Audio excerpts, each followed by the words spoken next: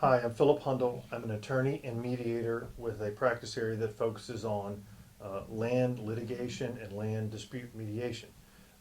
We're here in this video series talking about my top 10 suggestions and tips to attorneys and parties to successfully resolve their land dispute.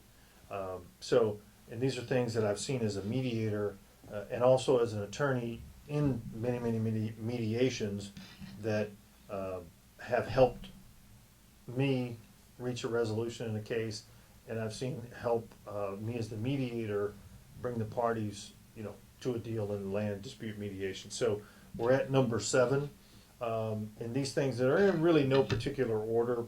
More, if anything, they're in a quasi chronological order.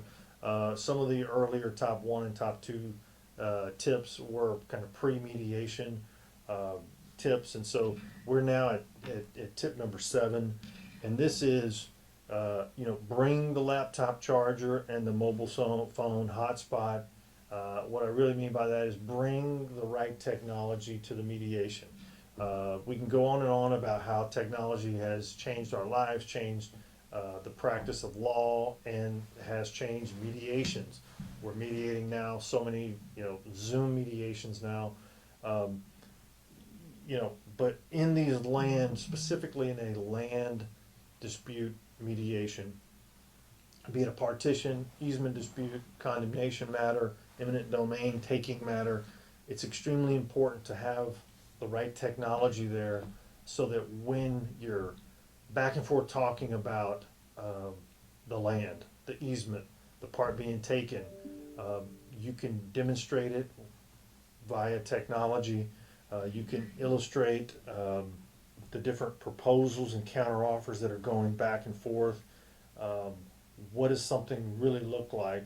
Uh, you know, I've got lots of different examples on this, and one that comes to mind is when we were and we had the right type of software out there, and it really wasn't complicated. And I think it was actually Google Earth, but we had the specific tract of land we were dealing with and trying to partition in a Google Earth. And when we wanted to move different partition lines, the clients and the opposing party in this case, and the attorneys, both the attorneys, wanted to know, well, what does that look like on acreage?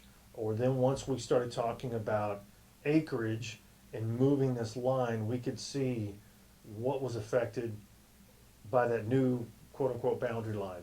Did it take into account the pond? How close was it to the pond? Did it take into account the big oak tree?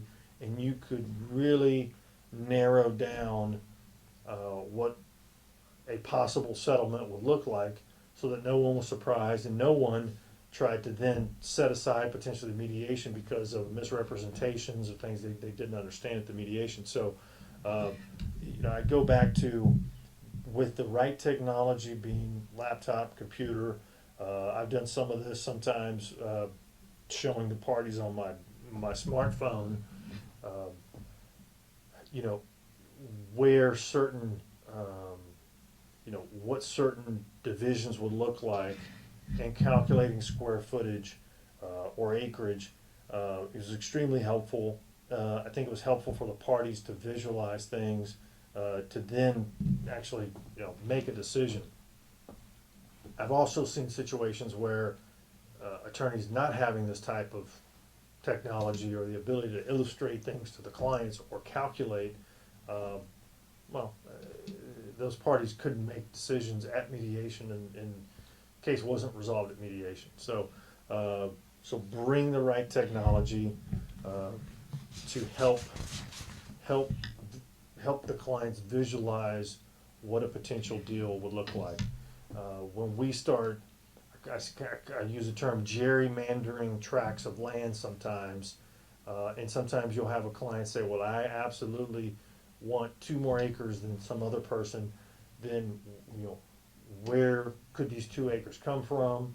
And if a boundary is just moved, let's say on some of these, sometimes in these big ranches, if a boundary is only moved 100 feet or whatever, that significantly affects the number of acres. So that's all helpful, and that's what that attorneys need to bring to mediation.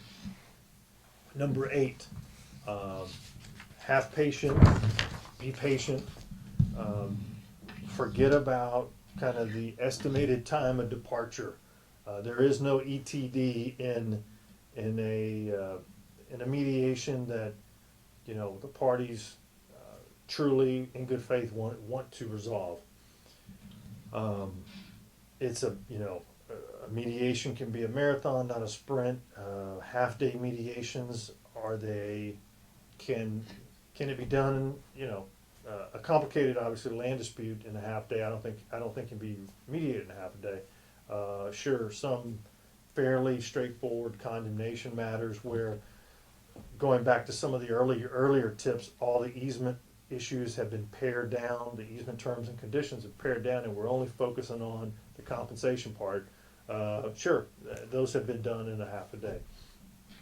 But try to, as attorneys for the parties, set the expectations of the clients that, you know, we may not get out of here, checking your watch, you know, we may not get out of here and beat rush hour before 5 o'clock, or get out by 4 o'clock and beat rush hour. Oftentimes, and we've seen this probably more often than not, is, you know, the parties, and I'm using my hands, you know, the parties may be this, you know, this far apart, but as the day progresses, they move a little bit closer and a little bit closer, and, you know, honestly, at 2, 3 o'clock or 3 o'clock in the afternoon, the parties may still be very far apart, or somewhat far apart, and then all of a sudden at 5:30, 6 o'clock, there's a huge movement. And, you know, there's lots of explanations or thoughts of why and how and all that, but we see that a lot, and I think it comes down to people truly start thinking about what it would look like, I think, to get this case resolved, and the peace of mind they would have, and the relief, and that's when they start coming to reality that, you know, we can continue to spend a lot of money on litigation or time and energy, or reach a deal, and that's when you see a huge movement. Like I said, call it the 11th hour. I mean, but it's later in the day. And we've had mediations that continue on until late into the hours. But as long as there's momentum or there's movement in a case, I'm always recommending that, you know, let's keep going to squeeze as much possible settlement potential out of the case. So we've gotten to all the way through tip number 8. Now, I want to move on to tip number 9, okay?